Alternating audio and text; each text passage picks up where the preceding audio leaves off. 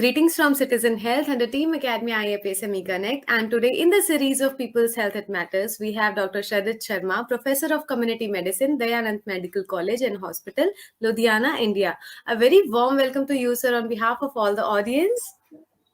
Thank you so much, Rituji, and I'm so pleased to be here. I'm highly thankful to IAPSM for providing me this opportunity to be here today.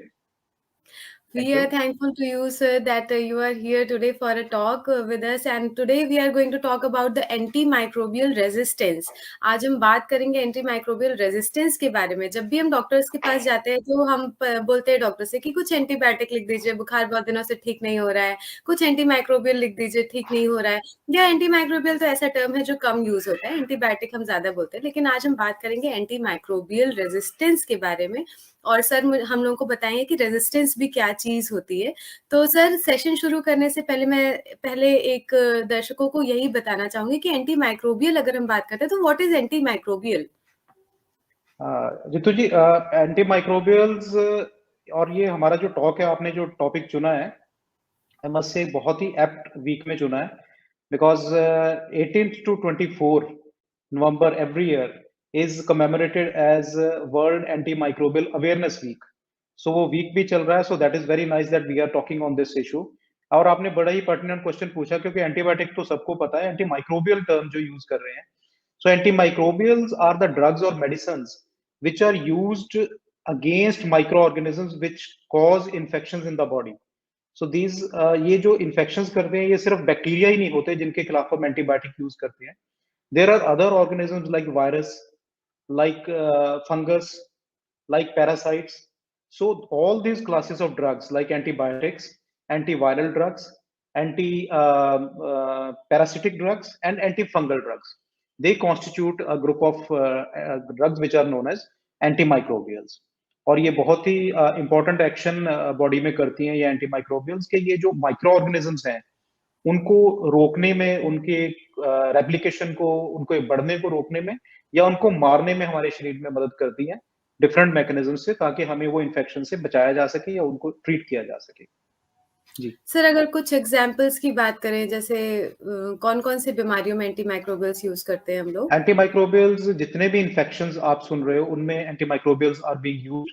For example you talk about tuberculosis, ठीक है, उसमें antibiotics हम use करते हैं. You talk about AIDS, HIV, उसमें हम antiviral drug use करते हैं. You talk about malarial infection, malaria, उसमें हम एंटीपैरासिटिक ड्रग्स यूज करते हैं.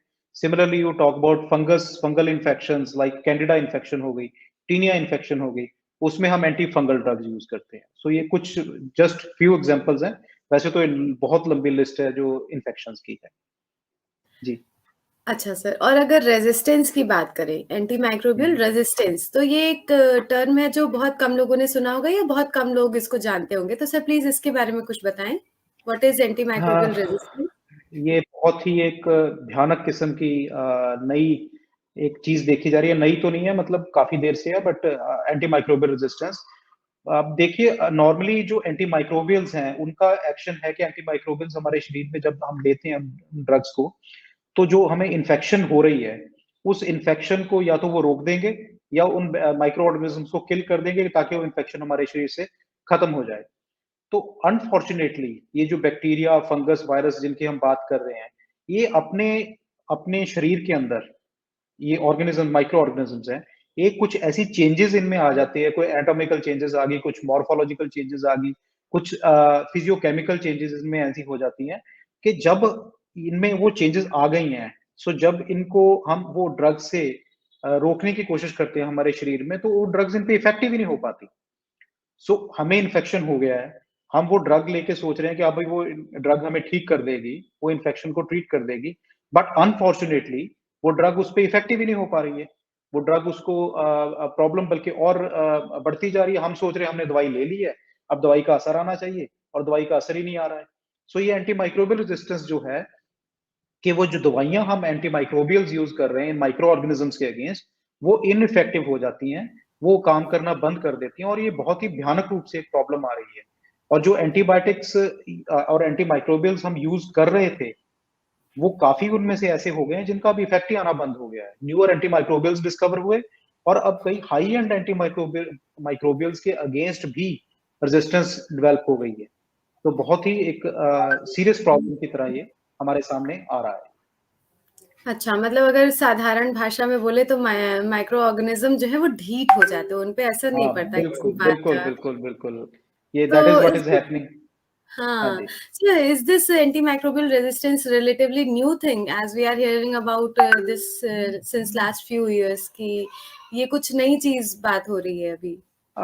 इससे I would start with the little bit history of antimicrobials कि एंटीमाइक्रोबियल्स सबसे पहला एंटीबायोटिक जो डिस्कवर हुआ था वो पेनिसिलिन डिस्कवर हुआ था। और पेनिसिलिन की डिस्कवरी हुई थी 1928 में बाय अलेक्जेंडर फ्लेमिंग। तो और पेनिसिलिन को फिर यूज किया जाने लगा इन्फेक्शंस के अगेंस्ट। और फर्स्ट टाइम पेनिसिलिन के अगेंस्ट रेजिस्टेंस 1948 42 में रिपोर्ट कर दी गई थी। कुछ बैक्टीरिया जो हैं वो पेनिसिलिन के खिलाफ रेजिस्टेंस हो गए। सो अगर हम कहें कि ये नई चीज है तो it will not be a right thing. Antimicrobial resistance जब से एंटीबायोटिक्स एंटीमाइक्रोबियल्स यूज किए जा रहे हैं तब से एंटीबायोटिक के अगेंस्ट रेजिस्टेंस भी रिपोर्ट की जा रही है। तो जैसे जैसे नए नए एंटीबायोटिक्स आए थोड़ी देर वो ज्यादा इफेक्टिव रहे, फिर उनका इफेक्ट कम होने लग गया और धीरे धीरे उनमें से काफी इन्हें रेजिस्टेंस डेवलप हो गई। सो एंटीमाइक्रोबियल रेजिस्टेंस इतनी कोई नई चीज नहीं है, इट हैज बीन देयर और it has been going on. तो कई हाई एंड एंटीबायोटिक्स जैसे पहले हम पेनिसिलिन यूज करते थे, उसके बाद बढ़िया एंटीबायोटिक सेफेलोस्पोरिन्स आ गए, अमाइनोग्लाइकोसाइड डिस्कवर हुए। तो ऐसे करके धीरे-धीरे एंटीबायोटिक्स को हमने कार्बापेनेम्स यूज़ करने शुरू कर दिए, फिर पॉलीमिक्सन ग्रुप हुआ। अनफॉर्चुनेटली अब ये रेजिस्टेंस इतनी बढ़ गई है कि इवन जो हाई एंड एंटीबायोटिक जिनकी मैं बात कर रहा हूँ, जैसे कार्बापेनेम्स हैं, जो कि न्यूली डिस्कवर हुए थे या पॉलीमिक्सन्स हैं, जो पहले डिस्कवर हुए थे लेकिन हम उनको कम यूज़ करते थे क्योंकि वो काफ़ी टॉक्सिक भी हैं और काफ़ी उनका इफ़ेक्ट भी डिफरेंट है। तो उनको हम ज़्यादा यूज़ नहीं किया करते, तो हमने उनको भी यूज़ करना शुरू कर दिया। बट अनफॉर्चुनेटली अब इनके खिलाफ भी वो जैसे आपने वर्ड राइट यूज़ किया ढीठ हो गए हैं, वो उनके खिलाफ भी अब जो हमारे माइक्रो ऑर्गेनिज़्म है उन्होंने वो ढीठता शो करनी शुरू कर दी है। सो उनके खिलाफ भी रेजिस्टेंस आने लग गई है। ये जो माइक्रो ऑर्गेनिज़म्स है ये अपनी बॉडी में कुछ ऐसी मतलब नॉर्मल है कि जब जैसे हमें भी है, अगर हमें ठंड लगती है तो हम क्या करते हैं कि हम गर्म कपड़े डालने शुरू कर देते हैं। रात को हम रज़ाई लेके सो जाते हैं, रूम में हीटर चला लेते हैं, तो we are trying to defend ourself. तो सिमिलरली ये माइक्रो ऑर्गेनिजम्स को अगर हम उन ड्रग्स को एक्सपोज करते हैं, ठीक है ना? तो वो भी धीरे-धीरे करके उन ड्रग्स के खिलाफ अपने डिफेंस मैकेनिज्म बनाने शुरू कर देते हैं, कि उनसे हमें बचना कैसे है। वो डिफरेंट मैकेनिज्म्स है, आई डोंट थिंक कि हम यहाँ पर उनके बारे में ज़्यादा बात कर पाएँगे। बट वो जितने भी मैकेनिज्म्स हैं, वो ड्रग्स को उनको इनइफेक्टिव करने के लिए ताकि वो अपने आप को बचा सकें। सी हर लिविंग ऑर्गेनिज्म जो इस धरती के ऊपर है, उसके 2 बेसिक मोटिव हैं। एक है कि उसने खाना-पीना खा के जिंदा रहना है और दूसरा है कि उसने अपने जैसे और पैदा करने हैं ताकि उसकी जो स्पीशीज है वो आगे कंटिन्यू होती रहे और वो खत्म ना हो। ठीक है ना? तो माइक्रो ऑर्गेनिजम्स भी उसी लिविंग ऑर्गेनिजम्स हैं, वो भी उसी कैटेगरी को बिलोंग करते हैं। वो भी भोजन लेते हैं, खाते-पीते हैं, उनसे अपने आप को जिंदा रखते हैं और रेप्लिकेट करते हैं, डिवाइड करते हैं, रिप्रोड्यूस करते हैं ताकि अपने जैसे और पैदा करते रहें। और अगर उस प्रोसेस में उनको कोई भी चीज़ रोकने की कोशिश करती है, तो उसके खिलाफ वो अपना मैकेनिज़्म डेवलप करना शुरू कर देते हैं ताकि अपने आप को डिफेंड कर पाएँ और वो एंटीबायोटिक्स और एंटीमाइक्रोबियल्स को उनको रेजिस्टेंस डेवलप होनी शुरू हो जाती है। So it is not a new thing. क्यों ज़्यादा कंसर्न आ गया है कि हम इसके बारे में इतना बोल रहे हैं? क्योंकि बढ़ बहुत गई है अब। अब हुँ। बहुत सारे ऐसे एंटीमाइक्रोबियल एंटीबायोटिक हैं जिनके खिलाफ इन्होंने माइक्रो ऑर्गेनिज़म्स ने डिफेंस बना लिया है and we are having some micro organisms जिनके खिलाफ हमारे पास कुछ हल ही नहीं बचा। We don't have anything left for them. तो ये एक बहुत ही वरीसम इशू हो गया है अब। हुँ। जी, जैसे टीबी में सर हम लोगों ने बहुत सुना है कि मतलब उसमें बिल्कुल, बिल्कुल। मल्टीपल ड्रग रेजिस्टेंस भी हो जाता है कि मतलब कोई भी दवा असर ही नहीं कर रही है। तो जिस एमडीआर, एक्सडीआर भी अब हुँ, रिपोर्ट होने लग गया है कि उनके ऊपर कोई ड्रग और उतना ही हमें और ज़्यादा हाई एंड एंटीबायोटिक्स यूज़ करने पड़ रहे हैं और उनका भी हुँ, इफेक्ट कम होता जा रहा है। हुँ, हुँ। हुँ। तो ऐसी कोई ख़ास वजह है सर जिसकी वजह से ये रेजिस्टेंस डेवलप हो रहा है या सिर्फ़ ऐसा कि वही जैसा आप बता रहे हैं कि अपने आप को डेवलप करना है और आगे बढ़ाना है अ, ऐसा? देखिए अगर वैसे ही चलता होता कि वो सिर्फ़ हुँ, अपना जितना नॉर्मल प्रोसेस में हो रहा है तो इतनी कोई वरी नहीं करने वाली बात थी। प्रॉब्लम ये हो गई है कि एंटीबायोटिक के और एंटीमाइक्रोबियल के यूज़ में कुछ ऐसा हम करने लग गए हैं, जिसके कारण कि ये समस्या बहुत बढ़ गई है। एक तो है कि इनएप्रोप्रिएट यूज़ या इर्रेशनल यूज़ या मिसयूज़। ऑफ एंटीबायोटिक्स और एंटीमाइक्रोबियल्स वो इतना बढ़ गया है कि मतलब जैसे जहां पर नहीं भी जरूरत थी वहां एंटीमाइक्रोबियल्स यूज किए जा रहे हैं। एज फॉर सिंपल एग्जांपल मैं आपको बताता हूँ, किसी को जुकाम हो गया, कोल्ड हो गया, तो कोल्ड या जुकाम जो है वो अपने आप सेल्फ लिमिटेड है, 2-3 दिनों में ठीक हो जाएगा। अनफॉर्चुनेटली जब भी कोई जुकाम या कोल्ड होता है, तो हल्का सा गला खराब होता है, तो हम नेचुरल उसको वेट करने की बजाय सिम्प्टोमेटिक ट्रीटमेंट के साथ या गार्गल कर लिए या हमने अपने आप को कुछ और ऐसे मेथड यूज कर लिए, इमीडिएटली हमें होता है कि antibiotic, over the counter antibiotic use होने शुरू हो जाते हैं। उसके साथ केमिस्ट शॉप से जाके लोग सेल्फ मेडिकेशन कर रहे हैं।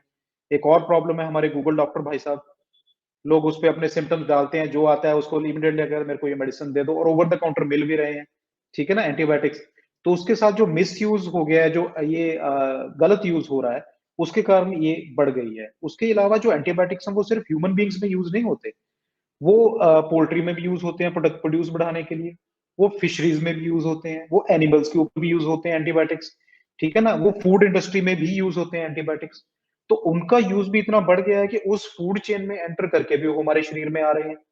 तो नेचुरली हमारे जो माइक्रो ऑर्गेनिज्म बॉडी में पड़े हैं, उनको बार बार वो एक्सपोजर मिल रहा है एंटीबायोटिक्स का, चाहे वो हम डायरेक्टली ले रहे हैं चाहे इनडायरेक्टली आ रहे हैं, उससे भी उनमें रेजिस्टेंस बढ़ रही है। सिमिलरली जो हॉस्पिटल या हेल्थ केयर वेस्ट होती है, उसको प्रॉपरली डिस्पोज ऑफ करना होता है। तो अगर उसको आप इम्प्रॉपर वे में डिस्पोज ऑफ करते हो और एंटीबायोटिक्स एंटीमाइक्रोबियल्स जनरल वेस्ट के साथ डिस्पोज ऑफ हो रहे हैं, और वो उसमें सॉइल में जाके या वाटर में जाके अगेन हमारी फूड चेन में एंटर कर जाते हैं, उससे भी हमारे को एक्सपोजर उन एंटीबायोटिक्स का हो रहा है, जो हमें चाहिए भी नहीं थे, जो हमने लिए भी नहीं थे, but still through food chain आ गए, ठीक है ना। और एक और प्रॉब्लम है कि जैसे अगर क्लीन वाटर सप्लाई या हैंड हाइजीन या सैनिटेशन कम है, तो उससे क्या होता है कि हमें बार बार इन्फेक्शन मिलते हैं, ठीक है ना। अगर मैं हाथ अच्छी तरह नहीं धोता, मेरे सैनिटेशन प्रॉपर नहीं है, ठीक है, स्लम्स में जैसे हम अक्सर देखते हैं, तो उससे क्या होता है कि बार बार इन्फेक्शन हो रहे हैं। और अगर आपको बार बार इन्फेक्शन हो रहे हैं, तो उतने ही आपको एंटीबायोटिक ज्यादा यूज करने पड़ेंगे, तो उससे भी एंटीमाइक्रोबियल रेजिस्टेंस जो है वो बढ़ती रहती है। So these are some of the reasons, कुछ जो मैंने हाईलाइट करे हैं, जिनसे कि एंटीमाइक्रोबियल रेजिस्टेंस बढ़ रही है, इट इज इंक्रीजिंग। जी।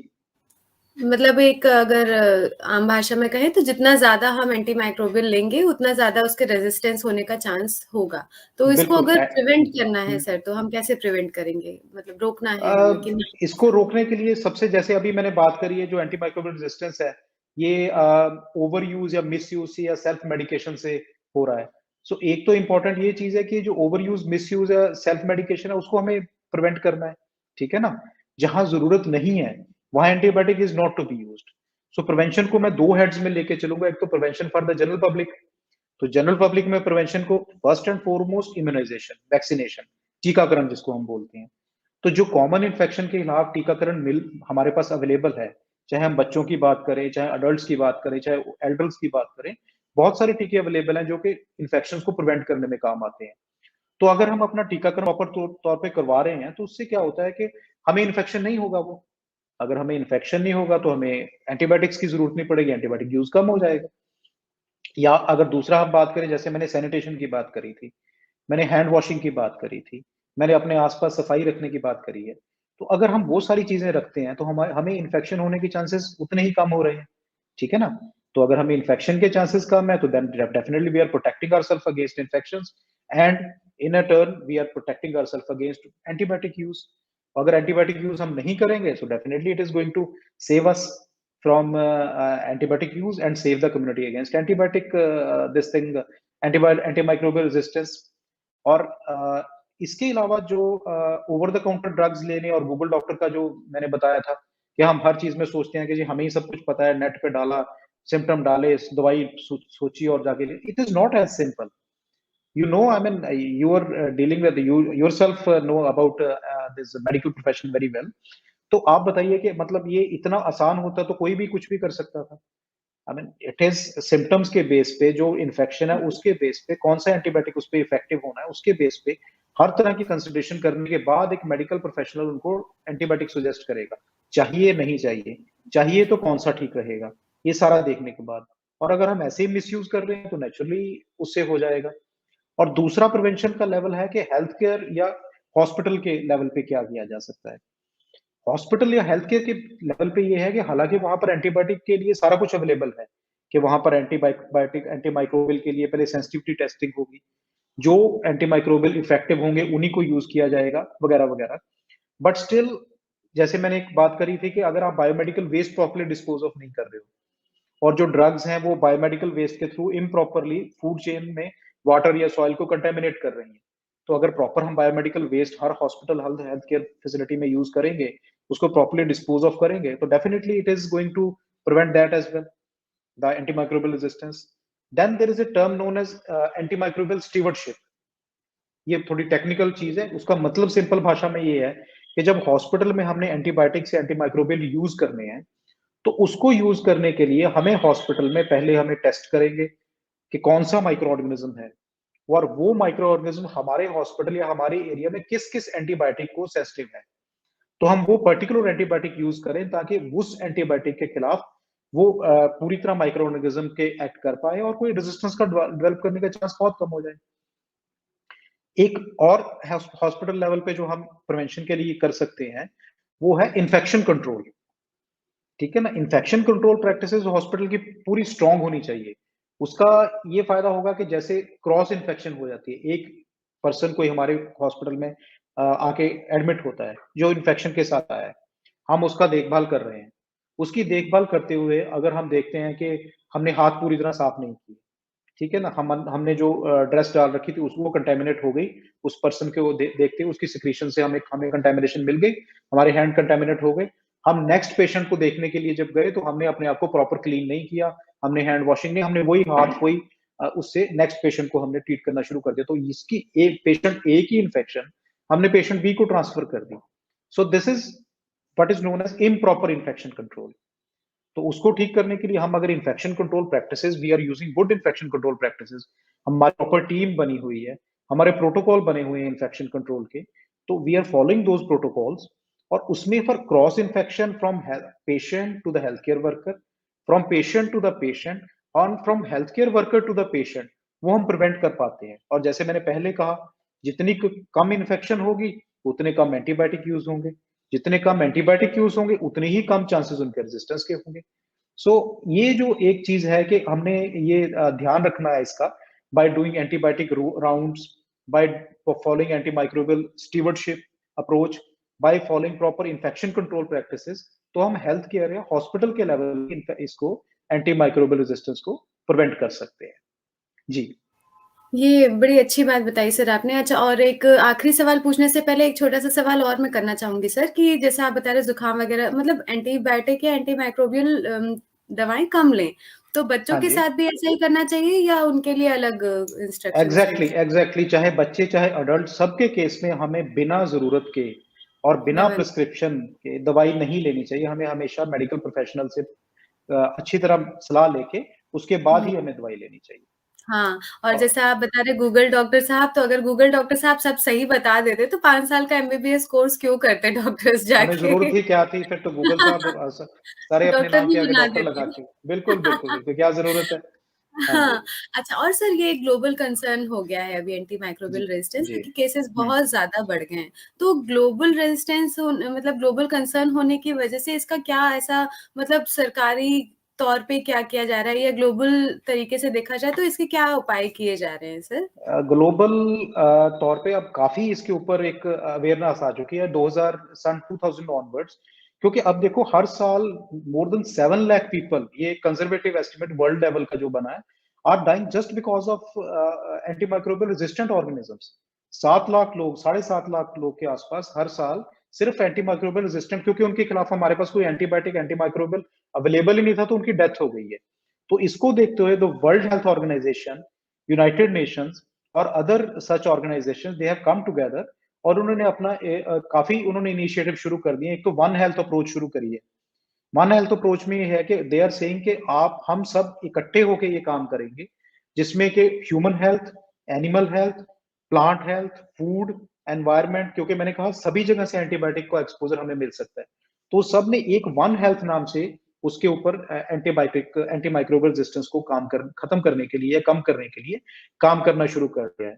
उसके अलावा फंडिंग जनरेट करेगी, क्योंकि देखिए अगर इतनी रेजिस्टेंस है तो हमें नए एंटीबायोटिक्स, नए एंटीमाइक्रोबियल भी ढूंढने पड़ रहे हैं, हमें नए नए मेथड यूज कर रहे हैं, ढूंढने पड़ रहे हैं कि इनको हम इस एंटीमाइक्रोबियल रेजिस्टेंस को डील कर पाएं। तो उसके लिए ग्लोबल फंड्स कुछ बनाए गए हैं, जैसे कि antimicrobial resistance multi partner trust fund एक बना है, एक एएमआर एक्शन फंड बना है।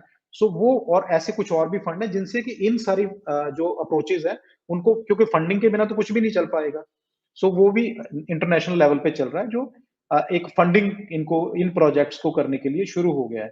फिर global action plan against antimicrobial resistance gap बोल रहे हैं उसको, वो भी शुरू कर दिया गया है इसी को डील करने के लिए, जो कि रिसर्च को कर रहा है प्रमोट, जो कि जो अवेयरनेस जनरेट कर रहा है, जैसे हम बैठे हैं यहाँ पर। और जो 2015 से एक वर्ल्ड एंटीमाइक्रोबियल अवेयरनेस वीक भी मनाना शुरू कर दिया गया है, जिसको कि पहले वर्ल्ड एंटीबायोटिक अवेयरनेस वीक कहते थे, लेकिन सन 2020 से इसका नाम बदल के, क्योंकि जैसे मैंने कहा कि एंटी पैरासिटिक, एंटी फंगल और एंटी वायरल को भी हमने इंक्लूड करना है, सो उसके बाद इसको world anti microbial awareness week के तौर पर, जो 18 से 24 नवंबर हर साल मनाया जाता है। और इस साल का जो इसका थीम है वो है spread awareness and stop resistance. तो हम भी वही करने की कोशिश कर रहे हैं, we are trying to spread the awareness among this general public. WHO ने भी यही कहा है कि सिर्फ आप हेल्थ प्रोफेशनल को टारगेट मत करो, आप जनरल पब्लिक को भी एंटीमाइक्रोबियल के बारे में और इसकी रेजिस्टेंस के बारे में बताओ, ताकि everybody should be aware about, और वो जो हमने जो अभी रीजंस डिस्कस करे हैं उनको हम टारगेट कर पाए। और इसका थीम है कि एंटीमाइक्रोबियल्स हैंडल विद केयर। हमें, जैसे आपने कहा कि गूगल डॉक्टर साहब और अपने आप सेल्फ मेडिकेशन, वो इनको हमें एंटीमाइक्रोबियल्स को पूरी तरह केयर के साथ हैंडल करना है, ताकि should not be becoming even bigger problem. जिसके जैसे कि मैंने कुछ सुपर बग्स का बताया आपको, these are known as super bugs now. Super bug का मतलब है कि उनमें इतनी लेवल की रेजिस्टेंस आ चुकी है, जैसे हम सुपरमैन की बात करते हैं, जब सुपर हीरो की बात करते हैं, अनफॉर्चुनेटली यहाँ भी सुपर बग बन गए हैं। तो वो इतनी इस लेवल की रेजिस्टेंस उनमें आ गई है कि उनके खिलाफ हमारे पास कुछ रहा ही नहीं। वी आर जस्ट, जब पेशेंट को वो इन्फेक्शन हो गया, वी आर जस्ट वेटिंग कि अब तो मतलब we can not do anything. और ना केवल कि वो पेशेंट के लिए नुकसानदेह है, बल्कि उसके इकोनॉमी के ऊपर इतना फर्क पड़ता है, क्योंकि एक एंटी माइक्रोबियल रेजिस्टेंट ऑर्गेनिज्म को ट्रीट करने के लिए कई गुना ज्यादा खर्चा होता है। जैसे टीबी की हम बात करें, जो एक सेंसिटिव टीबी वाला पेशेंट है और जो एक रेजिस्टेंट टीबी वाला पेशेंट है, उसको ट्रीट करने में मे बी आपको 100 गुना ज्यादा पैसा लगाना पड़ेगा। तो अगर तो गवर्नमेंट सपोर्ट कर रही है तो गवर्नमेंट के ऊपर ज्यादा बर्डन आ गया। अगर आप अपनी पॉकेट से स्पेंड कर रहे हो तो सोचो कि अगर आपको इतना ज्यादा पैसा लगाना पड़ रहा है तो कौन अफोर्ड कर सकता है उसको। बहुत सारी फैमिलीज को सब कुछ बेचना पड़ जाता है अगर उनको ऐसा इन्फेक्शन हो जाता है। ये एंटीबायोटिक्स इतने कॉस्टली, एंटीमाइक्रोबियल इतने कॉस्टली होते हैं कि अफोर्ड ही नहीं कर पाते उनको। तो उसके कारण ये सारी जो चीज है, इसको हमें पूरी अवेयरनेस जनरेट करके और इसी को हाईलाइट करने के लिए एक ट्राईपार्टाइट ऑर्गेनाइजेशन, जिसमें कि डब्ल्यूएचओ है, जिसमें कि फूड एंड एग्रीकल्चर ऑर्गेनाइजेशन है, और जिसमें कि एक ओआईई जो है एनिमल हेल्थ के ऊपर ऑर्गेनाइजेशन है, उन्होंने मिलकर एक ट्राईपार्टाइट ऑर्गेनाइजेशन बना के उन्होंने भी इसके ऊपर अवेयरनेस और world anti microbial awareness week जो सेलिब्रेट करना शुरू कर दिया, जो कि हम अब मना रहे हैं इस वीक में। We are celebrating it just to generate the awareness and tell the people about how to prevent this antimicrobial resistance। जी जी, बहुत अच्छी बात है सर, और मुझे बहुत अच्छा लग रहा है कि हम लोग इस अवेयरनेस के पार्ट हैं, और आई होप आई विश कि सारे लोग इसको देखें और जानें, सीखें बहुत कुछ। और मैं सारे दर्शकों से, ऑडियंस से ये अनुरोध करूंगी कि आप इस वीडियो को देखें, लाइक करें, सब्सक्राइब करें, शेयर करें। और अगर एक आपके एक पास हाँ एक सर। एक मैं फाइनली बस ऐड करना चाहूंगा कि इंडिया भी इसके ऊपर बहुत काम कर रहा है। इंडिया में ये और भी जरूरी है, क्योंकि इंडिया में एंटीमाइक्रोबियल का यूज बहुत ज्यादा है और हमारी पॉपुलेशन इतनी ज्यादा है, और सबस्टैंडर्ड ड्रग्स भी हैं जो अवेलेबल है मार्केट में, और इतनी ओवर द काउंटर आराम से मिल रही हैं। सो इंडिया ने, गवर्नमेंट ऑफ इंडिया ने, आईसीएमआर ने, एनसीडीसी ने, इन्होंने भी बहुत सारा काम करना शुरू कर दिया इसके ऊपर, एंटीमाइक्रोबियल स्टीवर्डशिप के ऊपर एंड इन्फेक्शन कंट्रोल के ऊपर। शेड्यूल H1 रिलीज कर दिया गया, जिसके अंडर के कुछ स्पेसिफिक एंटीबायोटिक्स हैं जिनको कि फ्री सेल में नहीं मिल रहे हैं। आप उनके लिए आपको प्रिस्क्रिप्शन डॉक्टर की होगी तभी आपको मिलेंगे। सो गवर्नमेंट ऑफ इंडिया और इंडिया में भी इसके ऊपर काम हो रहा है, बट अभी भी ये रूडिमेंट्री स्टेज पे है, इसके ऊपर और काम होने की जरूरत है, तभी हम कह पाएंगे कि हाँ we are on the right track. जी हाँ, तो थोड़ा काम आप सरकार करेगी, थोड़ा काम हम करेंगे, तभी ये बिल्कुल, सक्सेसफुल बिल्कुल। हो पाएगा। गूगल बिल्कुल, डॉक्टर बिल्कुल। ना बने, सेल्फ मेडिकेशन ना करें, ज़्यादा दवाई का उपयोग ना करें और अगर आपके कोई भी क्वेश्चन हो ऑडियंस के अगर कोई भी क्वेश्चन हो, तो वो प्लीज़ कमेंट सेक्शन में लिखें, सर हमारे यहाँ हमारे साथ हैं, वो ज़रूर हमें आंसर करेंगे। Thank you so much sir आज हमारे साथ बने रहने के लिए और आई होप कि हम लोग नेक्स्ट सेशन फिर से बहुत जल्दी करेंगे। Thank you sir. Will try our best जी और बहुत ही आई एम थैंकफुल कि आपने इस इम्पोर्टेंट वीक में मेरे को मौका दिया इस इम्पोर्टेंट टॉपिक के ऊपर बोलने के लिए और ये अवेयरनेस जनरेट करने के लिए this is a great opportunity thank you so much once again thank you.